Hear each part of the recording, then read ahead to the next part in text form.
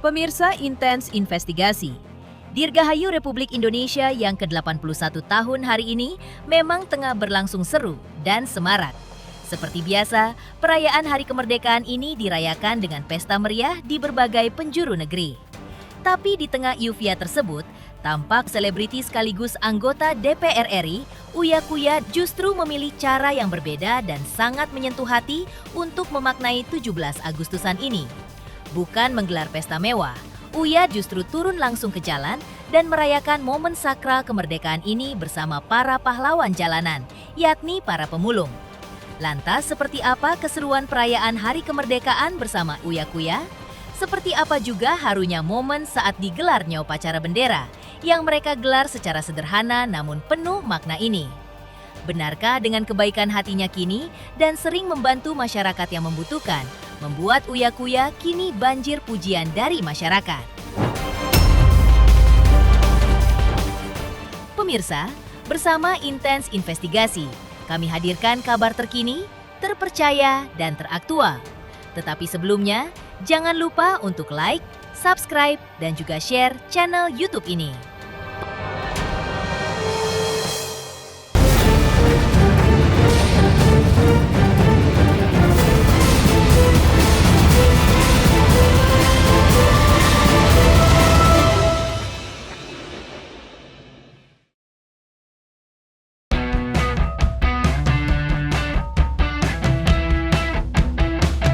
Pemirsa, hari ini yang bertepatan dengan tanggal 17 Agustus 2024 memang menjadi hari yang paling bersejarah untuk seluruh warga masyarakat di tanah air. Seluruh rakyat Indonesia hari ini bersukacita merayakan hari ulang tahun kemerdekaan Republik Indonesia yang ke-81 tahun ini. Seperti biasa, beragam cara pun dilakukan masyarakat untuk mengekspresikan rasa cinta mereka di tanah air. Namun ada pemandangan yang berbeda dan sangat menghangatkan hati yang ditunjukkan oleh selebriti sekaligus wakil rakyat, Uya Kuya memilih merayakan kemerdekaan ini di tengah-tengah para pemulung. Dengan hikmat, Uya membaur bersama warga pun menggelar upacara bendera. Kegiatan ini menjadi bentuk kepedulian nyata serta penghargaan tinggi kepada mereka yang setiap hari harus bekerja keras di jalanan guna mencari nafkah untuk keluarga besarnya.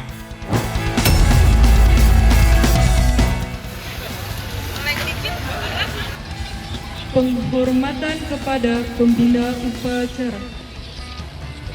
Mana pembina upacara? Hormat! Gerak! Pancasila. Pancasila. Satu. Ketuhanan Yang Maha Esa. Ketuhanan Yang Maha Esa. Atas berkat rahmat Allah yang Maha Kuasa dan dengan didorongkan oleh keinginan luhur supaya berkehidupan berkebangsaan yang bebas, maka Republik Indonesia menyatakan dengan ini kemerdekaannya. 17 Agustus 2026. Ya Allah, kami memohon kepadamu, janganlah negeri kami Indonesia, anugerahkanlah keamanan, kedamaian, kekuatan, persatuan, dan kesatuan bagi bangsa kami. Hari ini adalah Hari Kemerdekaan Republik Indonesia yang ke-81 dan hari ini kita melaksanakan upacara kemerdekaan di sini di wilayah Gasong ya. Ya, wilayah Gasong ini rata-rata di sini ada teman-teman pemulung. Usai melaksanakan upacara pengibaran bendera merah putih dengan penuh hikmat, kehangatan terus berlanjut saat Uya Kuya tampak bercengkrama dan mendengarkan aspirasi dari para warga masyarakat yang ada di sana. Di hadapan awak media, tak lupa menyampaikan untayan doa dan harapan mendalam bagi bangsa Indonesia yang kini telah menginjak usia 81 tahun. Sebagai figur publik dan wakil rakyat, mereka berharap agar kesejahteraan bisa merata menyentuh seluruh lapisan masyarakat, termasuk para pekerja keras di sektor informal. Lantas, seperti inilah ungkapan penuh harap dari Uya Kuya. Kita hari ini habis merayakan upacara. Kita habis melakukan upacara 17 Agustus bersama warga, teman-teman pemulung yang ada di wilayah Gasong. Di sini di area pemakaman, di sini tuh di Gasong ini ada ratusan bedeng-bedeng. Di situ tempatnya adalah pemulung-pemulung yang asalnya dari berbagai macam daerah Jawa. Dan rata-rata mereka adalah warga-warga yang hampir tidak pernah rata-rata mendapatkan bansos. Lebih memilih upacara di sini dibanding istana apa nih? Mungkin alasannya apa sih? Ya tahun lalu kita udah di istana, tahun ini juga kita dapat undangan, cuman nggak tahu tahun ini tuh kita pengen kemarin soalnya kita kemarin sempat di sini nih, sempat datang feeding ngasih makanan kucing feeding kucing liar di sini. Karena kan banyak kata warga, banyak sih orang kalau ngebuang kucing banyak pada di sini. Kucing Bu, banyak kucing liar di sini. Pada Orang kelaparan. pada kelaparan gitu. Nah kita pas ngasih makan kucing di sini ketemu ada beberapa ada bapak-bapak tua Kadang-kadang pemulung saya urusin, termenung duduk kayak bawa karung capean, kenapa? Ternyata gerobaknya hilang, dicuri. Nah terus habis itu dicerita gimana susahnya 13 hari sempat nggak makan, nggak ada duit, jadi cuma makanin pohon katanya, daun. Nah terus habis itu cerita gimana lagi sulitnya warga-warga di sini. apalagi dalam masalah ekonomi seperti ini. Kadang-kadang sehari dapat 12.000, kadang-kadang di bawah 10.000, dan ibu dapat 12.000 sehari ya Bu ya. Sama udah. Sama saya juga. Apa Ibu?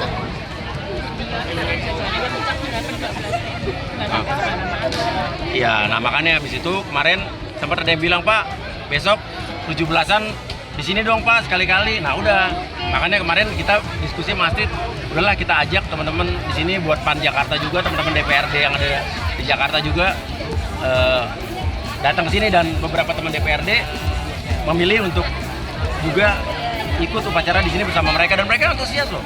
Bayangkan warga-warga pemulung-pemulung yang lagi sulit ekonominya, yang mereka tidak pernah dapat bansos, tapi mereka mau masih punya rasa nasionalisme untuk merayakan kemerdekaan Republik Indonesia, dan mereka merasakan dan ikut turut jadi bagian kemerdekaan ini gitu. Berarti memang dan kita membawa DPRD-nya langsung supaya mendengar keluhan kesah warga masyarakat yang kenyataannya seperti ini. Gimana Ibu? Apalagi saya Belum pernah seperak pun dapat. Ya merdeka, bangsa kita udah merdeka, tapi masih banyak rakyat yang belum sepenuhnya merasakan kesejahteraan, dan kita juga percaya bahwa negara kita sedang bekerja keras untuk pemimpin kita sedang bekerja keras untuk mewujudkan kesejahteraan itu. Ya pasti butuh waktu, butuh dukungan, butuh doa, dan butuh kerja keras dari semua. Dan kita juga mengajak seluruh anggota dewan juga ya untuk Benar-benar turun ke masyarakat ya. Dan melihat ya seperti ini loh, masyarakatnya seperti ini loh. Iya Ibu, apa? Iya. Iya. Iya. Keliling dunia.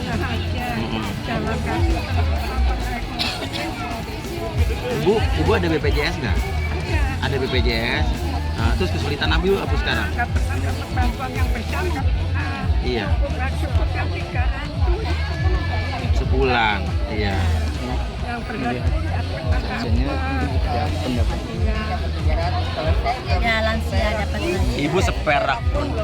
Ya jadi berharap ketika membuat suatu kebijakan ya pro ke masyarakat, karena lihat yang terjadi beginilah keadaan sebenarnya. Jadi semoga pemimpin-pemimpin, dewan-dewan membuat sebuah kebijakan ya karena seringnya ke masyarakat membuat kebijakan yang pro kepada masyarakat.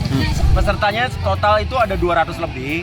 Tapi tadi teman-teman para pemulung yang ada di sini tadi ada 100 lebih. Ya ada 140-an tadi yang terdata. Dan warga sekitar sini juga ada ikut upacara sekitar 40-an. Ya terus tadi dari teman-teman PAN juga ada DPRD-nya tadi ada 5 orang. Ya yang datang 5 orang, yang 5 orang lagi nggak tahu, belum dapat kabar saya. Terus yang dari Puan perempuan amanat tadi datang ada sekitar 20 orang. Dari BM PAN Barisan Muda Penegak Amanat ada berapa orang tadi datang, ada dari Pandawa datang, dari kader-kader datang tadi. Dan saya senang loh, mereka ternyata semangat datang. Anak-anak muda tadi. Dan walaupun ini kita di tempat yang bukan tidak nyaman gitu tempatnya kan, kumuh apa, tapi kita semangat. Yang penting semangatnya merayakan kemerdekaan ini dan bersama ibu-ibu yang luar biasa loh. Tadi ibu-ibu ini walaupun panas, capek, mereka tetap semangat merdeka, hormat dan senang Bu ya. Jalan pun kemana-mana kepanas. Tapi tetap semangat tadi upacaranya Bu ya. Udah lama nggak upacara ya Mbak? Udah lama nggak upacara ya. Itu pengalaman pertama saya jadi pemimpin upacara. Makanya tadi saya tanya waktu ini, saya tuh mesti gimana ya? Sementara itu pemirsa, kiprah Uya Kuya dalam ranah sosial memang sudah tidak diragukan lagi. Jauh sebelum dirinya duduk di kursi parlemen, Uya memang dikenal sebagai orang yang sering merogoh kocek pribadinya untuk membantu masyarakat yang membutuhkan. Kini dengan statusnya sebagai anggota DPR RI, komitmen sosial Uya Kuya nampaknya semakin kuat. Lantas, apa sebenarnya alasan mendasar yang membuat suami dari Astrid Kuya ini begitu gencar dan tak pernah lelah membantu masyarakat kecil? Seperti ini ungkapan hati terdalam Uya Kuya. Alhamdulillah ya, kita pokoknya lakukan yang terbaik aja buat masyarakat. Dan memang itulah bagian dari apa ya? Ya ini kerja sosial kita, dan kita kan melakukan ini ke masyarakat bukan cuma baru-baru sekarang. Dari sebelum kita jadi DPR pun, dari kita aktif pun kan program-program kita tuh kan ke masyarakat tuh, jadi kita udah dekat sama mereka gitu. Ya emang lingkungan yang biasa kita datengin, dan pas kita jadi DPR pun kan kita udah sering ke mereka, jadi pas kita datang ke mereka tuh bukan orang asing, udah lihat kan, udah emang kita asing maksudnya udah sering ke sana, jadi mereka juga udah kayak keluarga kita gitu. Di saat Uya Kuya sibuk berbagi, seperti kita ketahui bersama, sebuah fitnah keji justru sempat menyerang pribadinya dan sang istri. Uya dituding menguasai 750 dapur program makanan bergizi gratis (MBG). Geram dengan tudingan ini, akhirnya memilih untuk melaporkan balik dan belajar dari pengalaman masa lalunya. Lantas benarkah kejadian penjarahan kemarin sempat membuat Uya Kuya trauma? Pemirsa, Intens Investigasi, jangan lupa saksikan terus Intens Investigasi. Dan pastikan jangan lupa untuk like, subscribe, share, dan juga komen. Tim redaksi Intens Investigasi mengucapkan banyak terima kasih kepada semua subscriber hingga channel Intens Investigasi kini menuju 4 juta subscribers.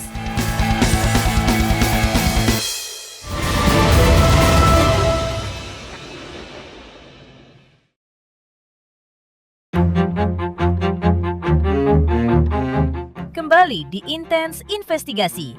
Kebaikan memang sepertinya tak selalu dibalas dengan senyuman. Begitulah sekiranya yang kini dialami oleh Uya Kuya. Beberapa waktu lalu, jagat maya sempat digemparkan oleh narasi hoaks yang menyebutkan bahwa Uya Kuya memonopoli dan meraup untung besar dari program pemerintah Prabowo Subianto karena menguasai 750 titik dapur program makanan bergizi gratis. Mengetahui fitnah tersebut digoreng masif secara terstruktur, Uya Kuya langsung bereaksi keras. Pada bulan April lalu, Uya resmi menyambangi Cyber Polda Metro Jaya untuk mempolisikan akun-akun penyebar hoaks tersebut. Uya mengungkap, ketegasannya lapor polisi kali ini bukanlah tanpa alasan. Ia mengaku sangat trauma dengan pengalaman mengerikan di bulan Agustus lalu, di mana rumahnya sempat dijarah, dan keluarganya nyaris menjadi korban amukan massa hanya gara-gara ia mendiamkan sebuah video hoaks yang memelintir ucapannya saat itu. Saya bingung, ini saya lagi kena lotre lagi apa gimana gitu, kenapa ada fitnah dan berita hoax lagi dan terjadi lagi sama saya gitu kan. Karena tiba-tiba saya kaget gitu kan. Sebenarnya berita ini sudah muncul, hoax ini di bulan lalu di thread ya. Tapi pada saat itu ada satu akun yang langsung tutup akun karena dia fitnah kan. Tapi tiba-tiba waktu beberapa hari yang lalu muncul lagi, dan ini masif di sosial media thread, Facebook, X, Instagram, TikTok dengan narasi yang sama gitu. Setipe, jadi kayak emang ada yang sengaja menggerakkan ini gitu. Dan itu saya jamin 1000% fitnah dan ya, saya laporkan ke Polda Metro Jaya di cyber Polda Metro Jaya di Sabtu malam kemarin. Kejadian Agustus kemarin yang rumah saya dijarah itu kan adalah banyaknya video hoax dan video fitnah yang beredar yang saya diemin ya.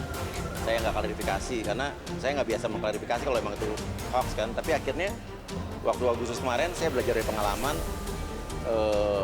beredarnya ribuan video hoax dari video-video lama saya yang dijahit, dikasih tambahan tulisan-tulisan dulu 6 juta per bulan apa segala macam. Itu kan bukan omongan saya nggak pernah ngomong begitu.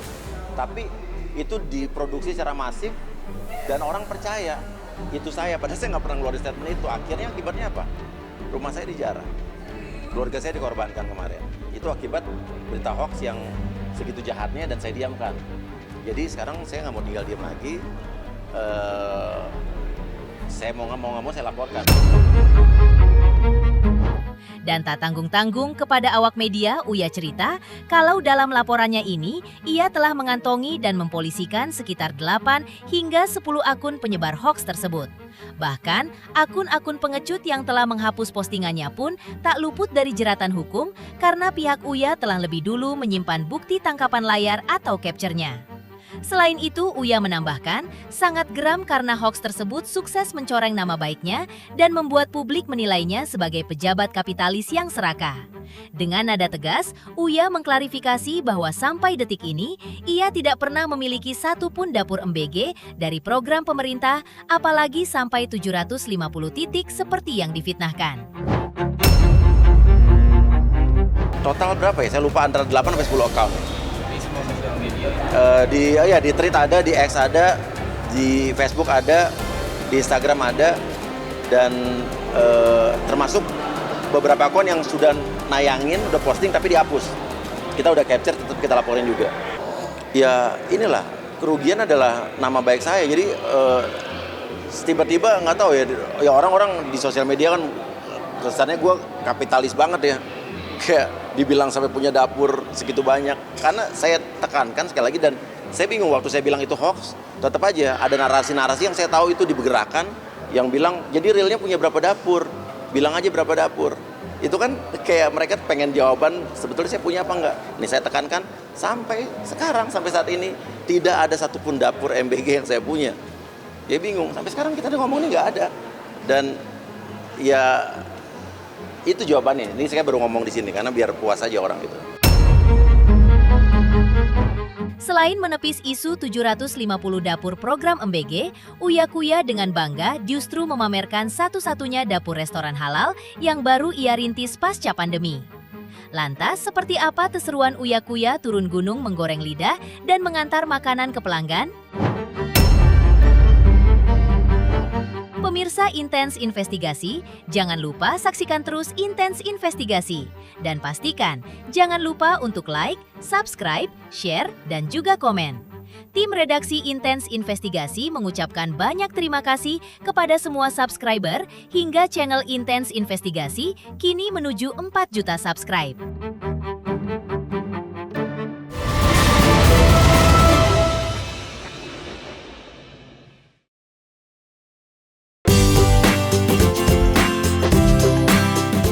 Pemirsa, demi menepis tuntas fitnah meraup untung dari program Dapur Negara, Uya Kuya dengan vibe yang jauh lebih santai mengajak kita mengintip langsung satu-satunya dapur bisnis kuliner yang ia miliki saat ini.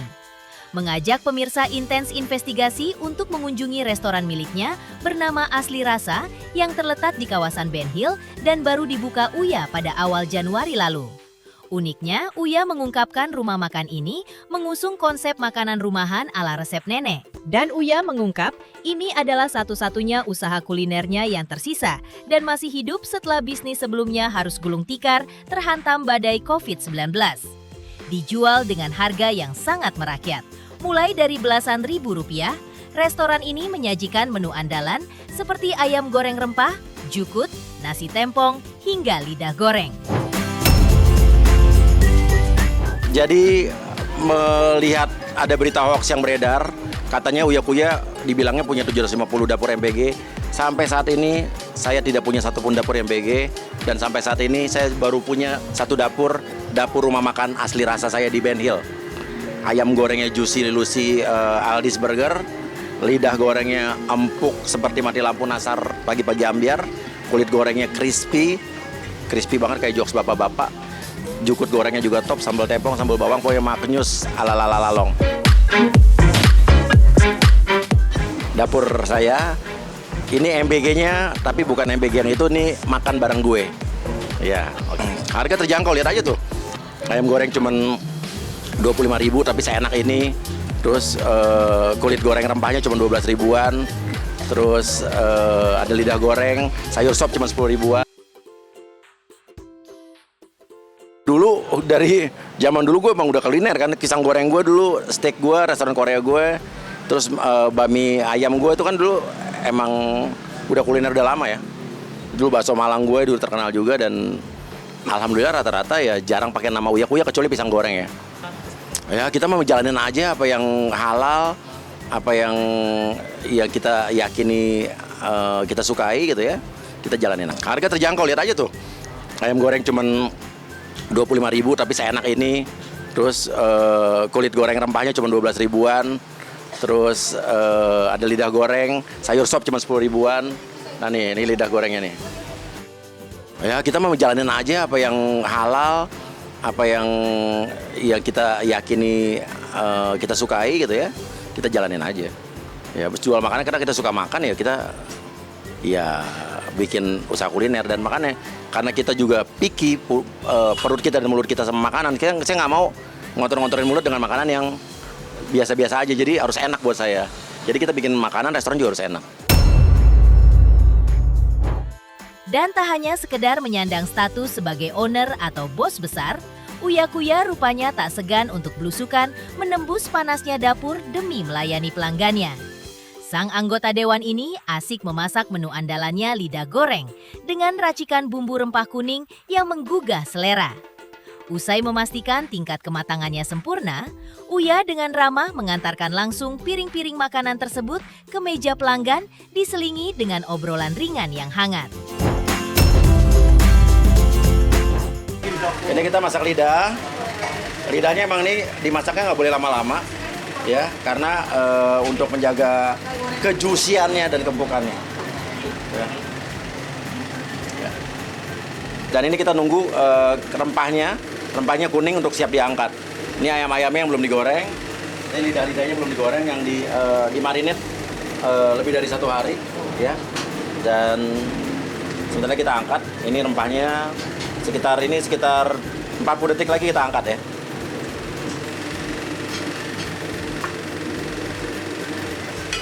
Ini lidah yang tadi ada yang minta dia lebih well done, ya.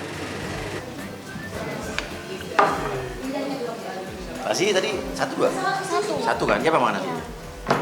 Jukutnya. Ini sambelnya udah pesen ya tadi ya? Sambel belum ya? Oh, makan sambel nggak? Oh ya. Mbak, ini jangan lupa jukut. Oh iya, jukut sama apa? Jukut lidah belum ya? Lidah belum. Ya, oke. Demikian pemirsa, kabar terkini, terpercaya, dan teraktual yang kami hadirkan hari ini. Jangan lupa saksikan Terusi Intens Investigasi. Dan pastikan jangan lupa untuk like, subscribe, share, dan juga komen. Tim redaksi Intens Investigasi mengucapkan banyak terima kasih kepada semua subscriber. Hingga channel Intens Investigasi kini menuju 4 juta subscriber.